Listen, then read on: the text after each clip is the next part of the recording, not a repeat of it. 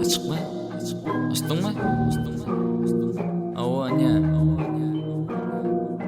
Düğünce yazılan zatlar, sözlerde bir saatin içinde düzen sözler. Uy, bir saatte de 45 mi 40 mı? Ha, gitmeli mi? Nirek? Ştay mı? Davay. Taxanaysın jointlarından yasan bir albom. Yatayın deyip siresem saat gün izon. Dinledim qaktırmağa şol könam analog. Türkeşmän meg bilen gezyanem qara yol. Kelläňe müýt göşüp dört bütün yeten ok. Bitin bilen gel ýöne akapella berem ok. Label aşy diýen welin labelyň ýok. Özüň gitýän uzaga ýöne label geden ok. Hip hop üýtgedi gelle täze zakon. Hip hop önemenden basyly. Beş vagon qaktırmağa gerekler. Bu jointlara meterlik. Bizarlı tracklere birden ize giderlik. Aşavatda oğurlandı zakazmayı planım. Kim kadiysem bun ortadan çıktı sazım. Ulğamda dəyələrə qatnaşıq çəklenen. Fakım müziğdən yeter yeni iki əlimden. Ovan qadarlı dinleyiciler,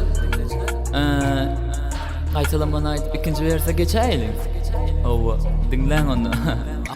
Akılım menyali edir vampir bella. İnnamı abakçı edir Rafaella. Jointleri kopyalap kapyaladan gülen kopyalap yaza kapella. Akılım menyali edir vampir bella. İnnamı abakçı edir Rafaella. Jointleri kopyalap kapyaladan gülen kopyalap yaza kapella. Menne tapılmaz adamçılığın bir görünüşü. Line'da izleştirip günne sorudum beni.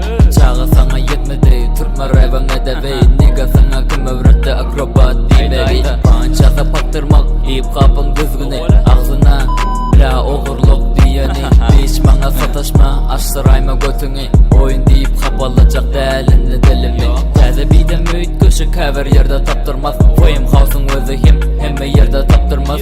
Bunun yalı beatleri hiç kimle sıktırmaz. Təzə dören jointları mikrofonum çıdamaz. Demir kızıl site'de men başka yerde gözleme. Instagram'da men mobi ya da line'da gözleme. Qaktırmanı dinle yöne meni dinleme. Maglumatın yazabla her kimden gözleme.